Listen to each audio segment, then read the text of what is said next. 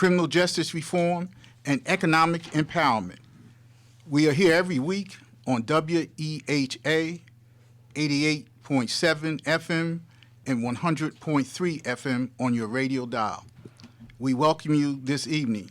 And good evening to my accomplished and brilliant co-host, Yolanda Melville Esquire, who's being honored this weekend by the Alphas for her social justice work, and it's a well-deserved honor, and we thank you. And to our esteemed engineer, Yolanda, what announcements do you have for the people this week? Well, good afternoon, President. We have a impactful march in April for the NAACP, and I will say Happy Women's History Month to you. Oh, yes, it is Women's History Month. So and we salute all of our brilliant, established, accomplished sisters in history and our current brilliant, established, accomplished sisters. So let's start there. Talking about her story, Ralph Hunter and the African American Heritage Museum of Southern New Jersey is hosting the Talking About Her Story exhibit. It is going to open on March 13th from 6 to 8 p.m. with a reception, but it's going on right now, starting from March 5th until January 28th, 2020. And if no one has ever been to the African American Heritage Museum, it is located at 2200 Fairmount Avenue in Atlantic City at the Wave Garage. On Saturday, April 11th, 2020, the Infant Mortality Task Force will be holding its breakfast from 8 a.m. to 10 a.m. at the Soldiers Home at 1510 Adriatic Avenue. Again, we will have our annual Freedom Fund breakfast on Saturday, April 25th, 2020 at the Hard Rock Casino from 8:30 a.m. until 10:30 a.m. And President, I think the tickets are selling really, really fast, right? They are. They're going fast. We would like people to just make sure you get your tickets. The deadline is rapidly approaching. In fact, our business honoree is none other than Elder William Hawks, who is the co-founder and president of this great radio station. And we would like you to come out and not only see him, Tammy Murphy, who is the First Lady, the wife of our governor, is going to be our health honoree, and she has done outstanding work in health. As Yolanda talked about the Infant Mortality Task Force, we did that in partnership with the First Lady, and those of you can remember, this summer we had a family festival in Atlantic City, was an initiative by the First Lady to focus on infant and maternal mortality. And we thought that it would be proper to recognize her for bringing this issue to the forefront, and not only bringing it to the forefront, fighting to make sure that people were aware of this, Yolanda, because, of course, this has been something that in our community, the African-American community of color, we had talked about, and many women have, unfortunately, had difficult births, and it's a issue across the country, really here in New Jersey, and unfortunately, doubly in Atlantic City, which has one of the highest rates in the country. So we would encourage people to come to the breakfast. By the way, the breakfast is free. There's no charge for the breakfast. I don't think so. It's a fundraiser. No, the infant mortality Oh, breakfast. the infant mortality, not Right, Freedom April Fund. 11th. Okay. Yeah, the April 11th breakfast is a free breakfast headed up by our chairman, Mandy Days Chapman, who is the chair of that task force. And we would encourage people to come there. It's going to be a very informative event. It's a free event, and hopefully people will come there. You're right. The breakfast is the fundraising breakfast, April 25th. I thought you were trying to catch me on my toes there. No. This is Women's History Month. I know better than that. And plus, you're the co-host, and I'm just along for the ride. Oh, no, absolutely not. So our Freedom Fund breakfast, the tickets are $50, and they are quickly selling out. We do have tables available and sponsorship opportunities available for our program ad. So please come out and support. We will have another census program on March 28th at St. Augustine's Church from 6 p.m. until 8 p.m. And the last census program was pretty much standing room only, isn't that right, President? Absolutely. This is very important as we approach the April 1st, 2020 deadline for where we are beginning to be counted for the census. So it's very important to not only be involved, tell others, but come out and understand why the census is important. So with that, I'll turn it over to you, President. Let me just put a pin on that announcement. The census is very important. St. Augustine's Church, for those who don't know in the listening audience, is at 1709 Arctic Avenue in Atlantic City. And as Yolanda said, that program is free again. It's from 6 to 8 p.m. And this time, as we did last time, Yolanda, we're going to have a free meal. And we know that people don't necessarily come to an information session for food. That's an added attraction. So if they don't have time to cook dinner or they don't have time to eat, please come to St. Augustine's, hear the information. That effort is headed up by Raymond Tyler, a branch member who is also a member of the media, does an excellent job, did an excellent job. And for people who missed the first session, please come. If you made the first session, come back because we need to get the information out to our people. And two things we've been saying on this radio program about the census. One, some people are saying in the community that if you have a warrant with the police and you participate in the census, that will result in you getting arrested. That's just not true. That's false. That's a lie. We hope that you don't have a run-in with the authorities, but if you happen to be in that position, please, ma'am, and please, sir, still fill out the census, still participate. Filling out the census will not impact that. And for our brothers and sisters in the communities that might be have a question about their status, that is not affected by filling out the census. That's also an urban myth, or really a lie. Fill out the census. It makes sure that we are counted, that we are figured in the equation when federal funds are dispersed across this country, and it is vitally important that you fill out the census, and the session will show that. Before we go any further, Yolanda, let me just mention to the people living in Lang City and the people who are concerned about Lang City that on Tuesday, March 31st, the last Tuesday in this month, is a special referendum to change the form of government. And the NAACP does not endorse candidates, but we do support causes, and we do highlight civil rights and social justice issues. The change of government in Lang City is just such an issue. It's a civil rights and it's a social justice issue. So we in the NAACP are encouraging our members, our supporters, those people who are for justice and civil rights to vote no on the election of March 31st. It's a special election. It's only going to be one question on the ballot. And the question is, shall the change of government in Atlantic, shall the form of government, shall the form of government in Atlantic City change from what it is now, elected mayor, 9 councilmen, to 5 commissioners elected at large who will sit down and select a mayor? We say that's wrong. We say that the people of Atlantic City should select their own mayor, whoever they want to select directly, not have 5 people sit in a room and decide who's going to be the mayor. The other thing that we highlight on our reasons we should vote no, we really had a commission form of government over 20 years ago in Lang City, and the citizens felt that we needed to have a more representative form. That's why we are where we are today, where we have direct representation with the ward councilman. The other thing in the form of government, that's really a 1923 form of government, and we know that in 1923 that was not a good year for people of color in America. So if somebody wants to bring something from 1923 to drop on us in 2020, we say no. That form of government that they would have us take up in 2020 would mean that the people would lose their right to have a petition or a referendum on anything that people in the city government would pass.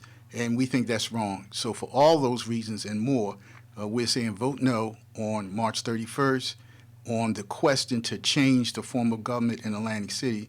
And if you don't live in Atlantic City, if you know people in Atlantic City, you have friends or coworkers or relatives or family in Atlantic City, please encourage them to vote no. And just to add to that, President Shabazz, the National NAACP, one of its game changers is to ensure that African Americans have voting rights, fair voting rights, and political representation, ensuring that people of color have access to the ballot. And we believe, as the NAACP, that creating an at-large voting system creates a dilution of the black vote. And that is something that the NAACP works hard against. and that we should ensure that neighborhood representation in Atlantic City is more fair and equitable than an at-large representation of our political elected officials. Well put. I couldn't have said any better than myself. That's why she's getting a social justice award. But people should. This is a very, very serious vote, and we want to make sure that people realize how serious it is. Just to show you, in Atlantic City, the Fellowship of Churches, the elected officials, Freeholder Corsi, the Assembly people, are all the civic groups united, are all united in an effort to say people should vote no. So really, across the board in Atlantic City, every organized group is against the vote no. The only people, somebody will say, well, President Shabazz, who are the people behind the form of government? That's a good question. The people who want to change the form of government are people who are from out of town, who have special interests, who want to take us back, who want to rob us of our civil rights, who are people who, as Jesse Jackson said, all you have to do is follow the money, and they want to control the resources that we have in Atlantic City, and we say no. Well, certainly to register to vote in New Jersey, I think this is the last day, the 21 days of the deadline before you're able to register to vote before the March 31st election. Absolutely. So, but registering to vote, let's talk about that. Can I go ahead and proceed? Yes. All right. So to register to vote in New Jersey, you must be a United States citizen, at least 17 years old, although you may not be able to vote until the age of 18, and you must be a resident of that county for at least 30 days before the election. So let's talk about the access to the ballot for those who are formerly incarcerated. That's a good point. So in New Jersey, if you have completed the terms and conditions of your parole or your probation, you are automatically eligible to register to vote again. Once you've completed those terms, you're eligible. Governor Murphy and the state legislators created a new law that as of this month, anybody who is still serving any conditions of their probation and parole are still eligible to vote. That is not a disqualifying event, and if you have any concerns with your criminal record, at any point you'd be able to be registered to vote, but you cannot vote unless you register. So you have to register in order to vote. You don't automatically gain your franchise from just completing those terms and conditions. Or they can't vote in the March 31st election. No, they cannot. Okay. So as of March, well, the reason why is because that law doesn't go into effect until mid-March. Right. So with that, as of March 17th of this month, really, there's going to be a pretty much a statewide event to encourage people who are eligible to vote, who are formerly incarcerated, because a lot of them, even though they've served their conditions, are still not registering. Just a mobilization to ensure that everybody understands where their status is as far as voting rights. I know it's a bit scary for some, but voting and your access to choice at the ballot is so important, and there are so many people who do not take advantage of that. So we need to encourage our friends, our neighbors, those who have criminal records. Please let them know that it's okay to register to vote. Yolanda, I know there's some of my barbershop philosophers who are listening now to this program, and I'm glad you brought that out because there's, unfortunately, a large percentage of our young men who have been through the criminal justice system, many of them unfairly through the criminal justice system, and they need to understand very clearly that after they finish, as you said, their terms and conditions, that they can register to vote. So can you go through that again just so people can make sure, so they can tell their cousin or their grandson or their partner that this is real, that this is going to happen, and that they can participate. And we want them to participate in the system and in the process. We want them to have a vote, and we want them to have a voice. So just go over that again so people can be clear. So when they this is for the barbershop philosophers too. Yolanda Melville, I said Esquire. Esquire means she's a lawyer, so she's not just making this up. This is not something that she just thinks, or as the president says, he has a hunch about the virus. No, she has a degree. She has practical experience. She's done civil rights work, and she is our I should have said this. She is our legal redress officer in the NAACP branch, which means that she's our lawyer, she's our counsel for the branch. When we have civil rights and legal questions, we go to her. And also, let me say this before I'll let you answer that, Yolanda. Let me make the formal announcement. I know people have heard about it. It's been in the paper, and it's been on Facebook, and it's been on radio. But we are very proud that our local branch in Atlantic City is going to host the 2022 National Convention in Atlantic City after a drought of 55 years since the National NAACP Convention has been in Atlantic City. We're so proud of that, and we are forming a host committee in formation. It's going to be announced in June of people in Atlantic City and across New Jersey who are going to help us make this convention the biggest and the best one yet. And our legal counsel for that convention, I guess we need a drum roll, is going to be Yolanda Melville. So when she says, talks about people voting, she knows what she's talking about.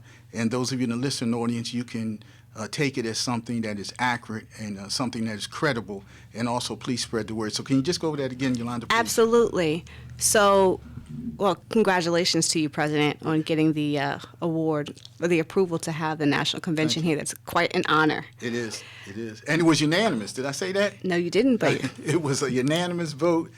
I'm gonna stop after this. I'm excited just thinking about it because we worked so long, and you were a part of that, and also President Smith, our state president, and also our local hero Sandy Harvey of Meet AC did tremendous work. But just for little Atlantic City to have a national convention of this scope and credibility and size is amazing, and I'm just humbled by the fact that we were able to do it. And I look forward with great excitement for us to have this convention. I think that this is going to be, as we said in Detroit, at the last year's National Convention when we made our presentation, we said that Atlantic City knows how to do conventions. And that's what we do, and we are dedicated to doing this quickly. They had 3 votes in New York at our national meeting on February 15th. The subcommittee vote was unanimous for Atlantic City. The executive committee vote was unanimous for Atlantic City, and the entire national board vote was unanimous for Atlantic City. So we got 3 unanimous votes. I'm excited, I'm proud, I'm humbled at the same time, and we're going to do great things. And for those who do not know, the National Board consists of 64 board members. To have 64 people unanimously vote for Atlantic City should make us all proud. Absolutely. For the work that we've done. So certainly, so let's go back to this voting rights. Let's break it down a little bit more. So if you were a person or brother or sister out there and you have gone to prison or to jail, and you have conditions of your probation or parole stemming from a criminal offense, if you serve those conditions fully and you've been released from your conditions of probation or parole, you are always eligible to vote here in New Jersey. You are always eligible to register. That's something that people didn't know, right? Not that didn't know, but I think are scared to take advantage of. When we go out and do voter registration in communities, people don't want to talk to us because they feel like they have to explain a criminal record to us. So now, with the new law, it expands the ability to vote to others who are still serving those conditions of probation and parole. So if you've completed them, you are always able to register to vote. If you now are serving some conditions or provisions of your probation and parole, you are now eligible as of this month to register. But the first step is to register and then be able to vote.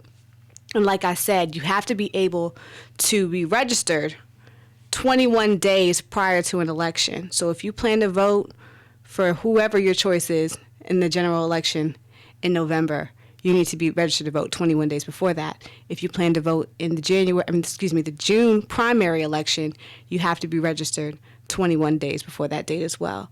So anyone who has a criminal offense or a previous criminal record here in New Jersey, you are eligible to be registered to vote, which then leads you to be able to vote in any election.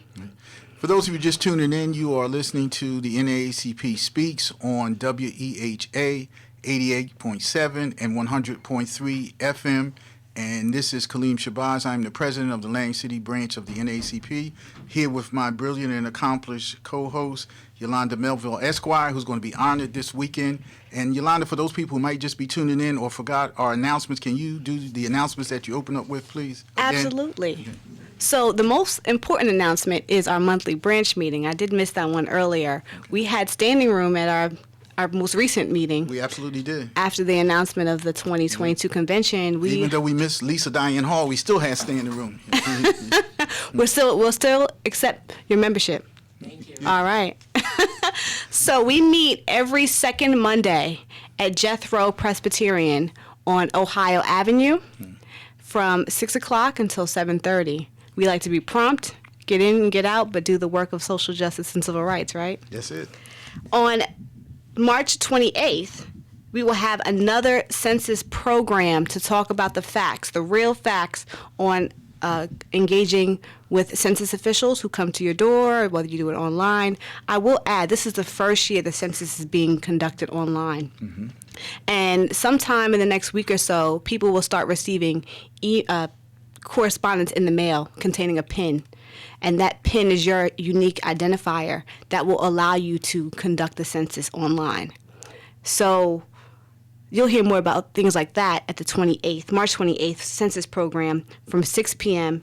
until 8 p.m. at St. Augustine's Church. President, will you give us the address? The St. Augustine's Church, yes, Yolanda, is at 1709 Arctic Avenue in Atlantic City, 1709 Arctic Avenue in Atlantic City, and we look to see you there. Tell your friends and neighbors. If they have questions about the census, this is the place to get accurate, credible information.